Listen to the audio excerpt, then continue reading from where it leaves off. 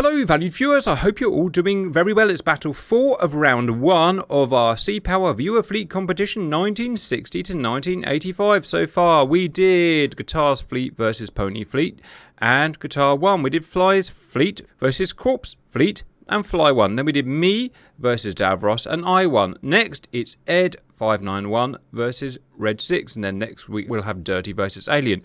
I'm happy to say I've got Ed with us today. Hello Ed. Hey.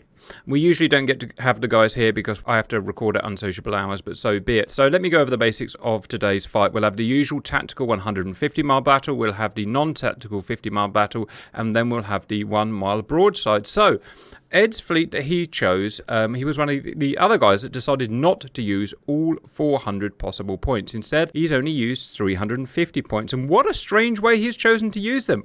Ed, you've chosen 10 Iowa's battleships, 1980s battleships, 35 points each, total 350 points. And you've asked for this kind of circular type formation with the threat coming from this way. So guy in the centre there, flagship, pick it there, and then spread around the outside. What's your planning? What's your thinking for this? Yeah, so my original thought was basically I would just pick a fleet that was most likely to win one battle. So I would say, like with the 10 Iowas, I would say, okay, well that's for sure going to win the Galleon battle. But the more I thought about it, the more I realized that the Iowas have, I think, more missiles, more anti-ship missiles than any other core game ship. So even if you just have 10 Iowas, that gives you, I think, like 320 missiles just in a 50-mile battle. And plus they got the Tomahawks that can, reach in the 150-mile battle too. So I did some testing around, and that just worked best. What worked best for me. That's a really good point, Ed, because yes, it's going to win the Galleon battle, obviously. You've got his 16-inch guns. But you just go in for saturation. No defense. Iowa has almost no defense. Just absolute saturation. 24 anti-ship missiles per ship. That is, I'm not even sure if my computer's going to run it, but we'll give it a good go. So there's a very good chance of you winning at least 2 of the battles. So that's fair enough. Ed, today you're up against Redsix. I just drew these at random, by the way, so I don't know. Well, it is what it is. Red, he's, again, everyone here plays Sea Power. Everyone knows how it works. He's got 2 Sovereign Minis, 53 points each. 2 Iowas. Everyone has at least 1 Iowa. Well, apart from me, because I'm an idiot.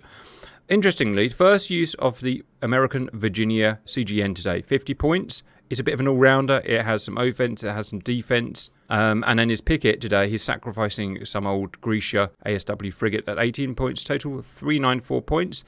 This is how he asked me to set his fleet up. Grisha as close to the enemy as allowed. 10 by 10 miles is what's allowed, viewers. And then at the back, he's going to have his Sovereign Many there and his Sovereign Many there. This Sovereign Many, he's asked to be the flagship because that's got the fastest helicopter for the tactics. Iowa there, protected by, he said, a W bracket of Virginia.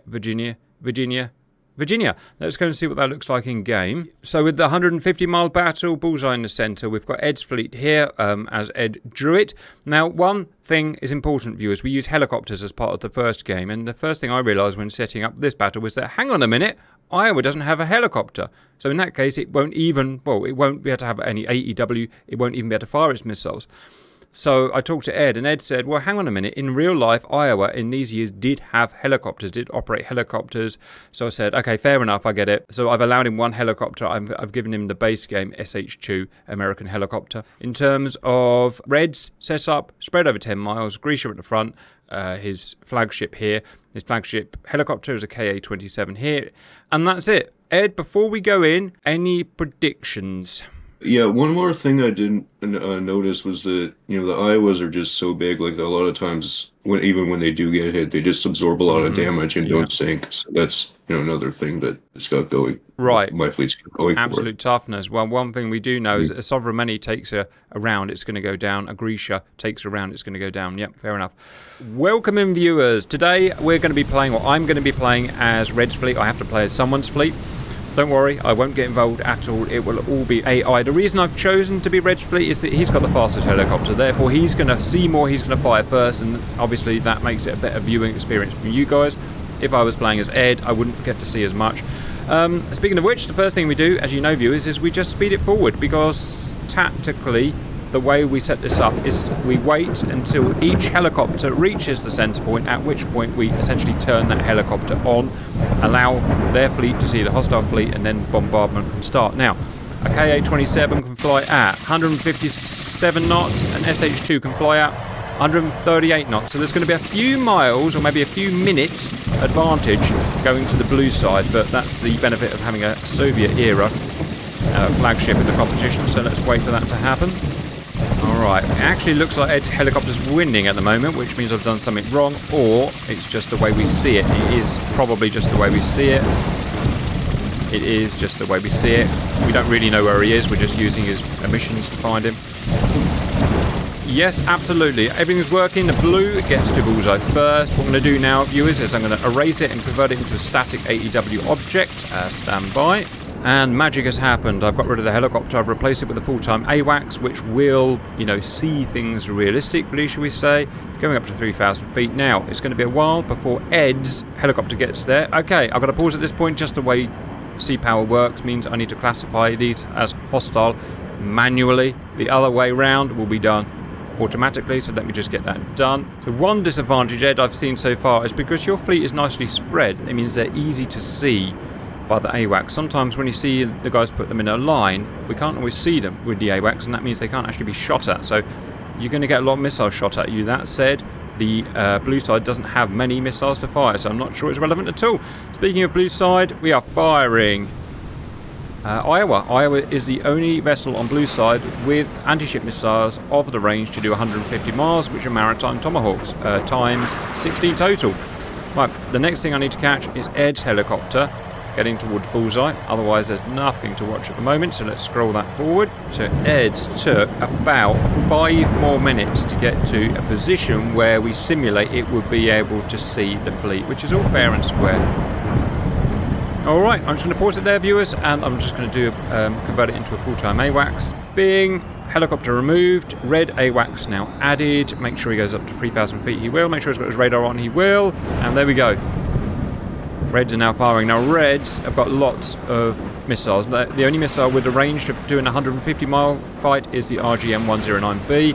The Tomahawk is going to be 10 times 80 missiles you're about to fire, Ed. I don't think we've seen this many... No, we have not seen this many missiles fired. I can see why you went for the ship now. It's pure offense. Sacrificed all defense for offense. Now, is the timing going to be a problem? Because Blues got a 5-minute head start on their Tomahawks. Well, I don't know, is the answer. I really don't know. It's the same missile, so I don't think so. Yeah, I'd agree. If it was a supersonic missile, maybe that would be important, because maybe it would have reached you in 5 minutes, but this is going to take 20 minutes to get to you. How many have you fired? Well, that guy's got none, so he's fired all. That guy's got 1, so it's fired 7. That guy's got 2, so it's fired 6. That guy's... So they fired about 90% of their missiles, looking at that. 0, a bit more maybe, actually. Probably about 70 missiles by the feel of it he's fired, which... That's how many the AI decides that he needs to fire based on his missile tables, and that is the same on both sides, so it's all equal and fair and square. Right, there's not much I can do now until missiles start arriving on target, so I'm just going to set that up there. I'm going to zoom it forward, hope it doesn't crash. So Ed's only got 16 missiles coming towards him, but he's got no defence. All he's got is Sea-Whiz and 5-inch guns, which just doesn't really cut it. What you might do is take enough down that enough don't get through to sink ships. That might happen. I think, Ed, it depends how well the Tomahawks do. If they all lock onto the vessel, one vessel, obviously they're going to kill that vessel. If they spread out, then you stand a good chance of defeating them. We'll have to see. These are not broadside vessels for Sea-Whiz. The Sea-Whiz both fire front, so they'll just head straight into the missiles to keep themselves the smallest radar cross-section they can. So it looks like they've split up on 2 ships. Most there. And one, so I'd say that ship's probably going to die. That one might survive. Start slowing down. Here we go. 5 inches firing, both sides. Oh, look at that. It's designed so that it can get 8 5-inch guns firing. No, it can't. You can only get one side. Slowing right down to 1 speed. Right, here we go. 9 miles.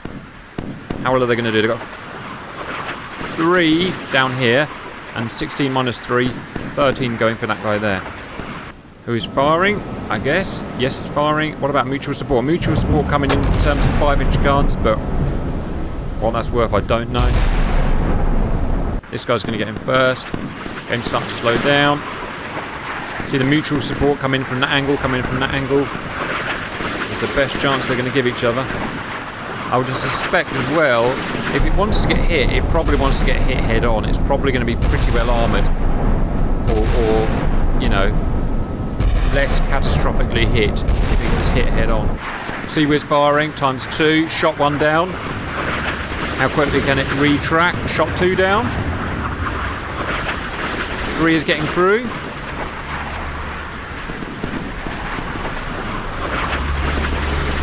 One got through.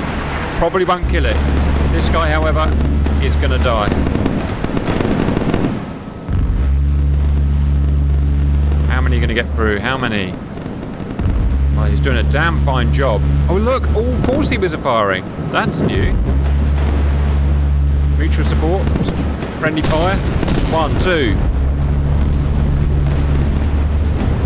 Wow, only 2 got through. Of 13. 11 were shot down. Pretty good. Is that ship going to sink? Probably not. As I said, pause. It was hit in what I would describe as a non-critical area. Probably. It probably won't sink anywhere. We haven't got time to talk about that at the moment because this is about to happen. Now, this is a completely different doctrine. Red was defensively minded, so he's got the Virginias as a big defensive. He's got him as a picket to confuse and upset missiles. He's got these guys as a barrier of missiles, SM-1, 44 of them on each vessel, 2 twin-arm Mark 26 launchers per guy. He's got this guy here, which is going to be the offense, which obviously is already fired and done some damage. Sovereign in this configuration is going to be defensive only, of moderate defensive value, but they're expensive, so he wants to protect them. And that's it. 17 miles, becoming over the horizon very shortly, and Grisha's firing. If Grisha can see them, he can presumably put that information back to the Virginias, but it doesn't look like that's going to happen. That's surprising. And strangely, I would have thought that this guy could pass on firing information to these guys. Yes, he can. I'm right. Okay, off they go, SM-1. No, I know they couldn't do that in real life, but sea power, you know, you've got to allow some things to happen that couldn't do in real life. The missiles have failed, unfortunately. Now, what Red wants, if he was here, is to have this guy hit by 1,000,000 missiles. It's not going to happen. Tomahawks, old Tomahawks, are not the smartest, but they're not that dumb. Hit! SM-1s, hit. SM-1s, hit. Good defense so far. Gecko, gunnery coming out. How well is he going to do against Ed's unbelievable salvo? Miss, jammed, or dodged. SM-1. Missed. SM-1, hit. They haven't got past the picket yet. Well done so far, probably half a dozen taken out. Let's go and have a look at the Virginias. Sovereign Many's also firing missiles in. What is she firing? Whatever that missile is, looks like a SA-11 Buk. But they're being swarmed. They're being swarmed by the 80 missiles. And they dwindled them. I don't think enough are being hit, Red. I don't think you're hitting enough. I don't think you're hitting them quick enough. I'm almost certain this is going to end badly for Ed. Amazingly, his picket hasn't been hit. No one even thought to shoot the picket because it's got a small radar cross section. They know it's a picket. He's now firing backwards. I need to see more effective SAM fire. Naval gunnery from the Virginias. You know you're getting desperate. You're even going to see that Iowa's now broadsiding. This one's going for a Sovereign Many. It's decided that is the most appropriate asset, and points-wise it certainly is. And you can sink it with a single hit. Oh, it's getting desperate now. It's getting desperate. SA-11, hit it. Oh dear, look at the wave. See, you take 20, you take 30 down, it doesn't matter. There's another 50 coming. Game's slowing down a bit, but it doesn't matter. It'll all be modelled still. That's been fooled. I think a Virginia has just been deleted. Look, that Virginia's moved out of the way. What an idiot. That guy gonna hit. Hard to follow it now. That's gonna be a broadside hit. It's not. That's gonna be a broadside hit. Yes, it is. That's a sunk vessel. Smashed it. Virginia hit. Oh my god, deleted. Absolutely deleted. It was just too much. Ed, you rotten man, your plan's working beautifully. Just absolute saturation. Now, one thing we usually see, viewers, is the Tomahawks acting terribly, which is why a lot of us don't trust them. It looks like they've been fixed in game now, so they're much more intelligent because they spread themselves out perfectly like an old Soviet missile. That just changed course mid-course. Oh, the defense just fell apart just at the last minute. I feel so sorry for Ed. He was almost did it. Ah, no, that's just going to finish that guy off. Oh, good lord, that's a whole sunk fleet. Well, if that happened on a 150-mile battle, which is Red's best chance, then I dread to see what's about to come up, viewers. What won it? Weight of fire. Simple weight of fire. Like I said, Tomahawks used to be rubbish. They used to all go for the same vessel. It appears they've been fixed now, so they go for the correct vessels. I don't know how realistic that is, obviously. We're just going to see who sinks now. Alright. Iowa survived multiple hits. So what was sunk? Sovereign 53 points. Virginia 50 points. Virginia 50 points. Virginia 50 points. Virginia 50 points. Pickett didn't get hit. And that shows what would have happened previously is all Tomahawks would have just rammed into this guy.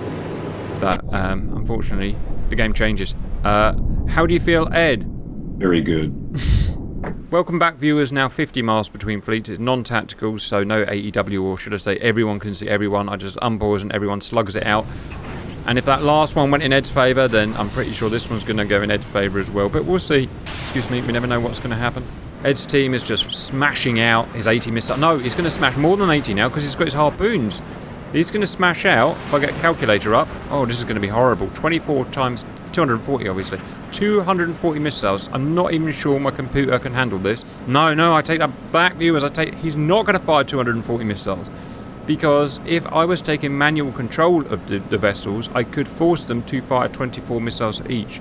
But I'm not. We're letting AI decide, and AI will not fire everything. It will fire what his missile tables tell him to fire, won't it? However, still, that will probably win the battle. It'll probably fire about 80, 70 or 80 again. Basically the same amount. But as we know from the previous battle, we know it's going to win the battle anyway, unless some miracle comes out. Oh, now here's a change. The sunburns, we're in range of sunburns now, so we're going to see supersonic missiles, and Ed has no way of defending against these. So at least there's going to be some damage on the Reds. Is it going to be enough? I don't know. Let's see how many. We've got 4 sunburns per ship. This guy's... oh, look, he's not fired hardly any. Again, it's completely up to the AI how many they fire. They don't really understand that this is a close-in deathmatch. It's just a generic battle for them, and we can't go in and edit that because that would be unfair. So we let AI decide how they're going to do it. It works out about roughly, fair on both sides, to be honest. Now, one good thing for Red is that this missile is so fast that it will get to them, and they'll have another chance to relaunch a bunch before Ed's missiles even get to Red. I know it's difficult saying Red and Ed all the time, but you know what I mean. When I say Red, I mean Redsix, not the red colour. So maybe I even start favouring the blue team here. We may even see sunk ships here. Oh, wow. Okay. Wasn't expecting that.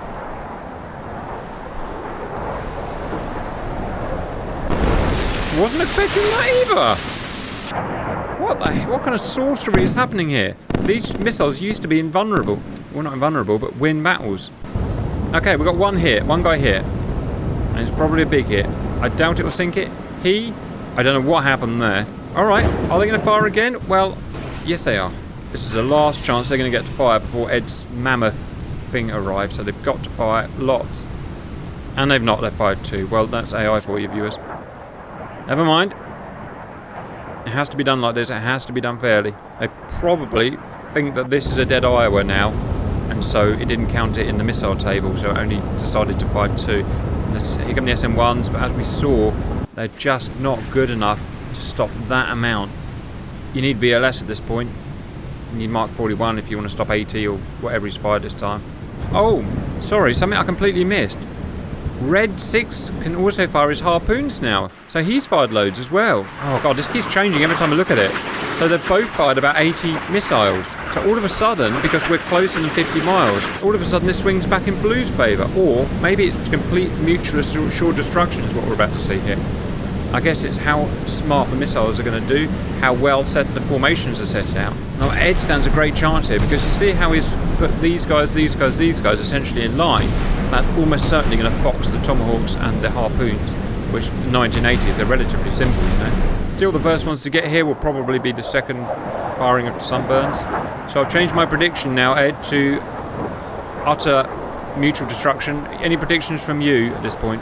Well, goes back to what I said earlier. A lot of the times the Iowas can take multiple hits, so even if they, take a beating at the start, a lot of times they can still fire, and Roger. That's what, when it was missing, it would end up winning the battle a lot of the time. So you're expecting to take a punishment here, but hopefully stay afloat. Yep, fair point. Well, viewers, see SM1 smashing in.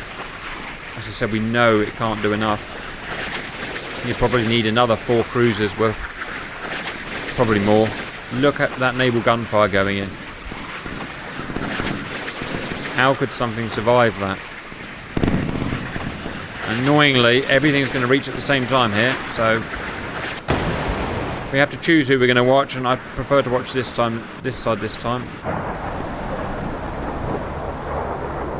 It's a hit. Okay, I don't know why that's happening. Doesn't look like it's getting hit. Or maybe it is getting hit. I don't know. Either way, that's 2 big hits for that guy there. I'm really hoping the computer's going to stand up. Harpoons. Yeah, I said it, harpoons. Sure, that's going to be a sunk Iowa. Now, I think you're a little bit lucky here, Ed, because the dumb missiles have gone for your front ranks, which is exactly what you want to happen. Sacrifice that front picket. We're down to very, very few frames a second at this point.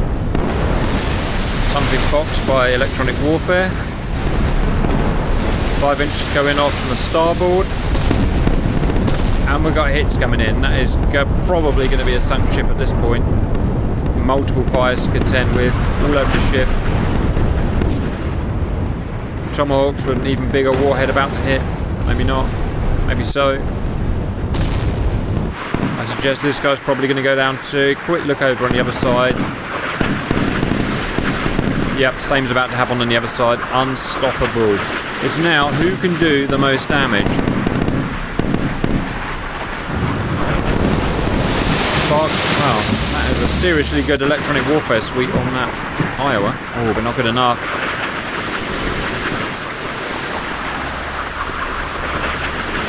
He's only got so many Sea-Whiz.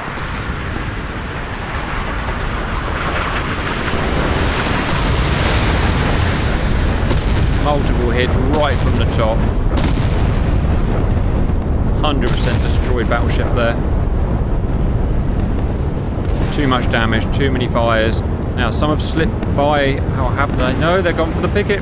They've gone for the picket. Well, Ed is rubbing his hands together now because the picket took the vast bulk of the hits.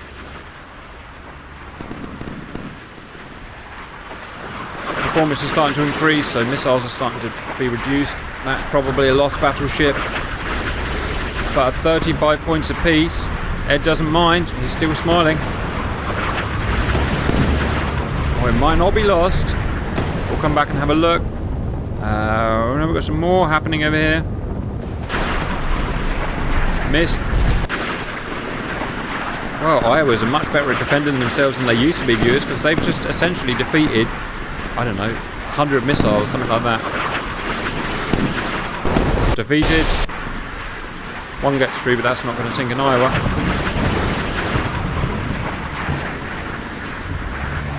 Alright, well, amazingly defended. Alright, let's go and pop over there. Pretty much the same damage has been done. Just having a quick look around just to get an idea of what's been hit. Less damage. Sunk. I fired a balance of supersonic missiles. I suggest it's probably too late at this point. Just went for a sunk vessel. Well, that's a bit stupid, really, isn't it? What about these guys? They're going for a live vessel to sink that Iowa. I very much doubt it. 2.5 times the speed of sound. One's foxed. The other, will it get through? It will. Boom. As impressive as it looks, it's probably not going to sink it again. And here comes Ed's balance. And it is a big balance because it only fired a small amount of his missiles. To begin with, oh my goodness gracious me. He's so right, this is going to win the competition. There is no, I can't Even my fleet can't defeat this. Because even if I sink all of his Iowas, which I won't, he is definitely going to sink all of my ships. Isn't it weird? You want to win something, just get a load of 1940s battleships. But that said, it's all modelled pretty accurately, viewers, so... tis what tis.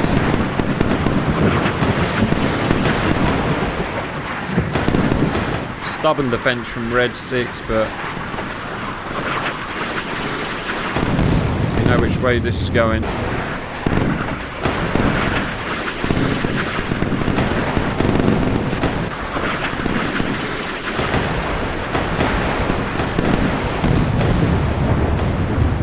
Overwhelmed. I am overwhelmed. Get ready for the destruction.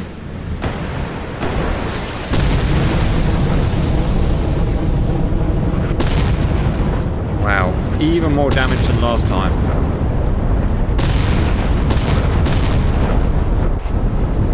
Leave him alone, he's already dead. Oh, for God's sake, there's more coming, what the hell?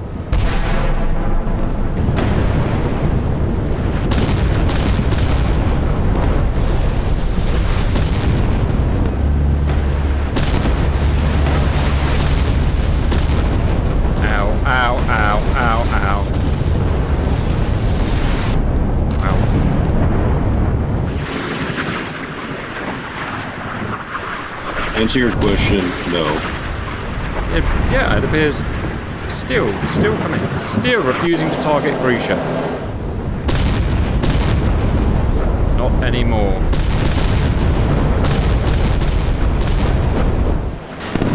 Yes, finally! You got him! You decided it was worth taking out. There's one tough Corvette. Down you go. Down you go, come on. And he's down. Welcome back, viewers. Last battle, 1 mile broadside, and you can probably guess how this is going to go, so I'm not even going to ask for a prediction, but get ready for what happens when you have 10 Iowas and 90 16-inch guns firing at the same time. Fireworks is the answer.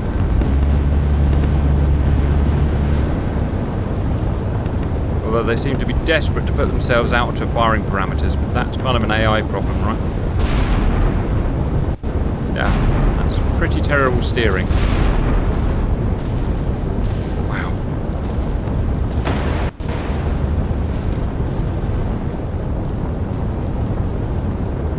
Oh, just imagine in the World War I dreadnought battles like this, just all of that happening. Well, maybe not chaff. But a lot of blown up battleships.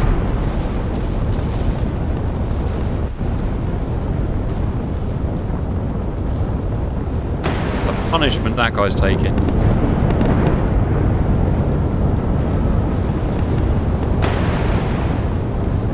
Blue guy's dying already.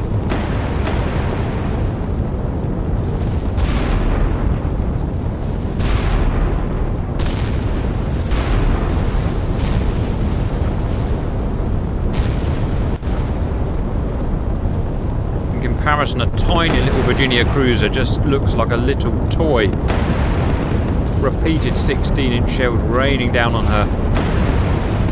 Oh, look at this guy. Corvette in the middle of all of this. It's broken in half. Amazed that so much damage has been done to the Reds, but that said, it's not much damage, it's lots of smoke and fire. But you'd need a lot of smoke and fire to sink a battleship. Almost all blues dead now. Virginia, Iowa, Red, not even scratched. Not even scratched.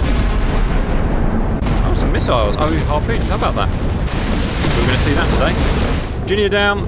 2 blue vessels left. Again, not a single red scratched. Oh, and that's it. Wow, I've never seen a broadside concluded that quickly. It took 1 minute 54 seconds to destroy an entire 400-point fleet. Well, viewers, I set a task 6 months ago to design the best core game fleet to win a competition, and I think Ed's probably found it, and I didn't think anyone even thought about this because it seems so stupid. 10 vessels that can barely defend themselves, but it's won a 150-mile battle easily, 50-mile battle easily, 1-mile battle beyond easily. We've never seen anything like this. Look, they just shrugged it off. That's not damage for a battleship. Doesn't necessarily mean he's going to win a competition, because he might go up against something that just neutralizes that, but personally I doubt it. Ed, your thoughts? Are you happy? Thanks, Cap. Have me on anytime. Brilliant. All right, I hope you enjoyed that, viewers, and bye-bye.